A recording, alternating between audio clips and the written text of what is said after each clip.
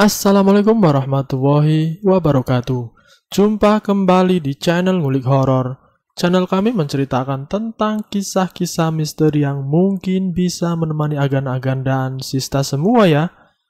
Kali ini saya akan membawakan kisah misteri yang ditulis oleh Ed Pesugihan. Kalian juga dapat mengunjungi page beliau langsung ya. Nanti link saya akan sediakan di kolom deskripsinya.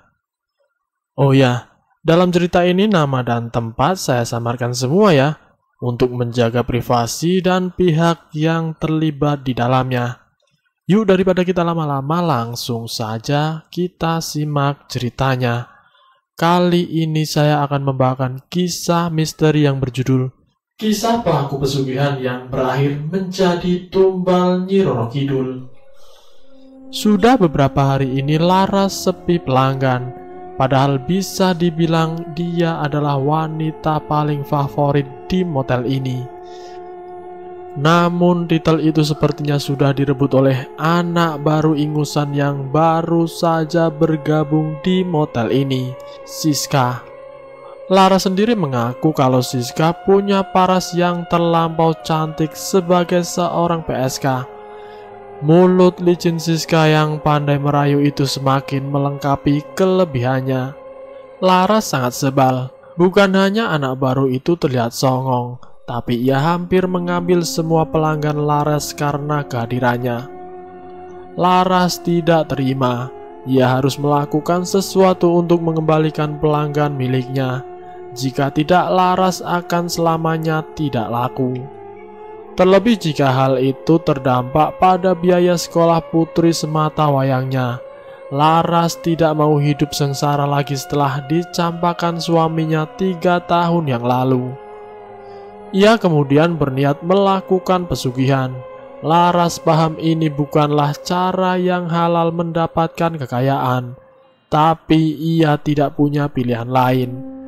Pada saat itu juga Laras bergegas menuju pantai selatan yang letaknya tak jauh dari motel tempatnya bekerja untuk bertemu Nyi Roro Kidul. Ya, benar sekali. Laras akan menemuinya untuk meminta pertolongan. Laras paham kalau susuk kembang kantil dari Nyi Roro Kidul akan memberikannya kecantikan luar biasa, bahkan mengalahkan kecantikan Siska sekalipun.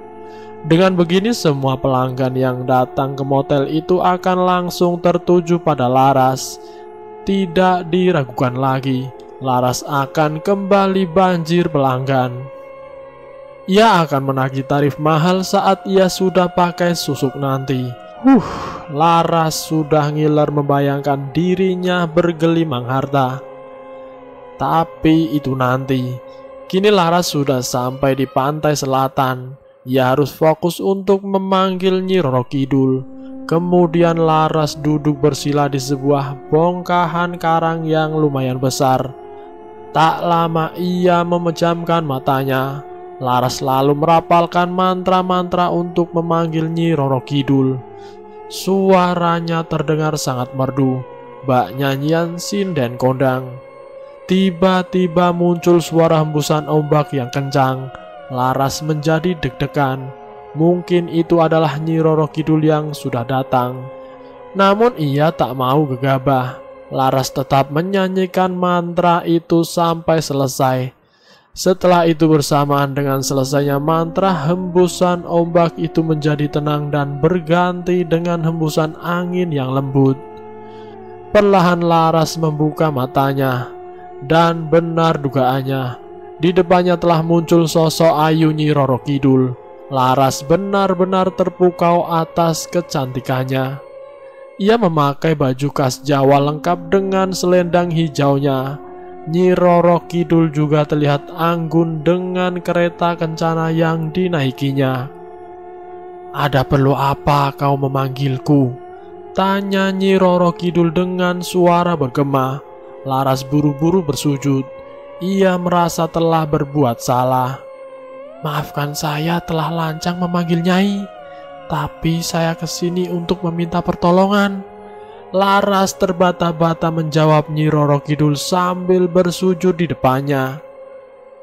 "Katakan, apa yang kau inginkan?" katanya.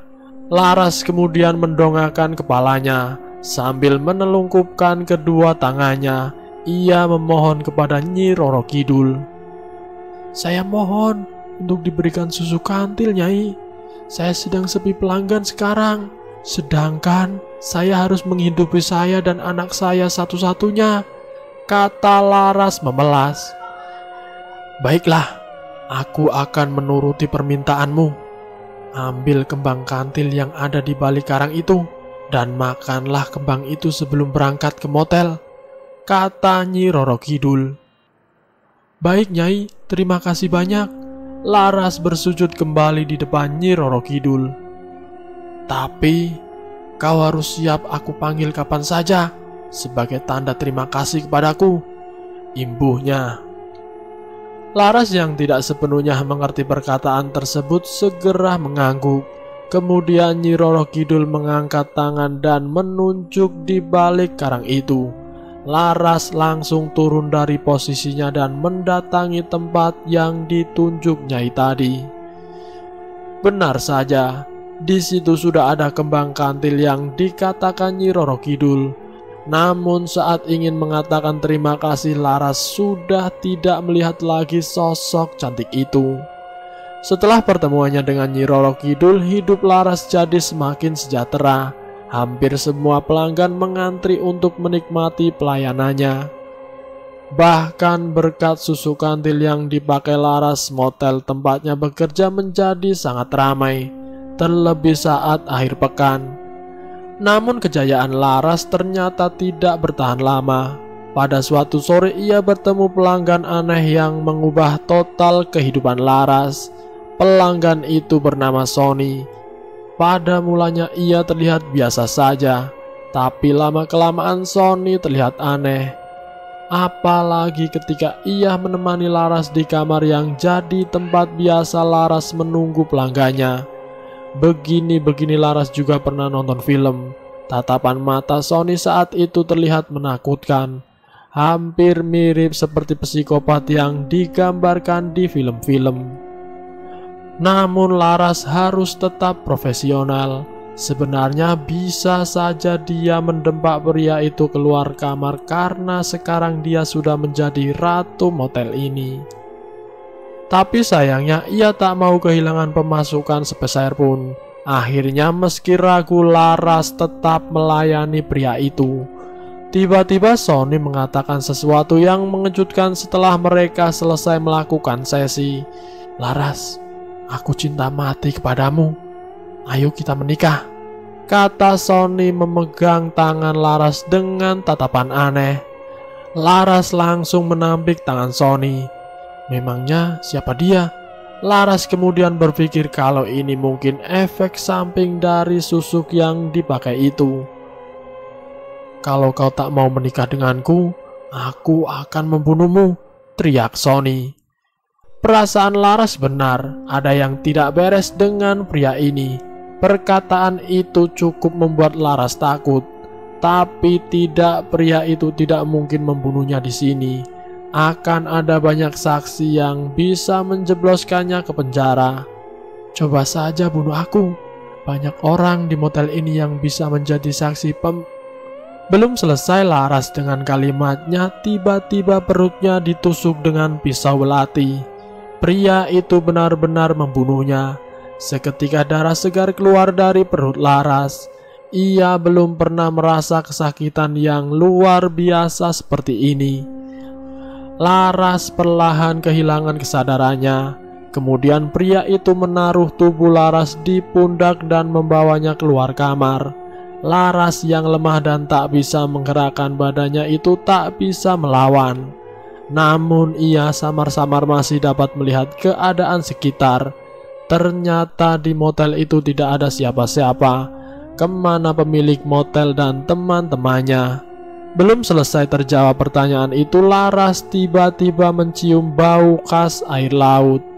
Pria itu ternyata membawanya ke pantai selatan.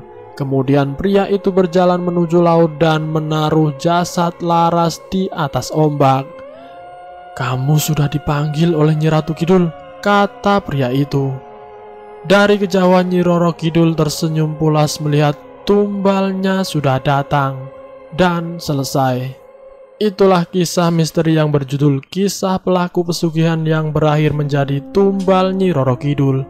Semoga video kali ini bisa menjadi pembelajaran buat kita semua. Semoga kita semua dijauhkan dari mara bahaya, dan semoga Tuhan selalu melindungi kita. Terima kasih sudah mampir di channel kami. Jika kalian tertarik dengan video kami, silahkan tekan tombol like, share, dan komen. Tekan subscribe untuk mengikuti video kami selanjutnya. Wassalamualaikum warahmatullahi wabarakatuh.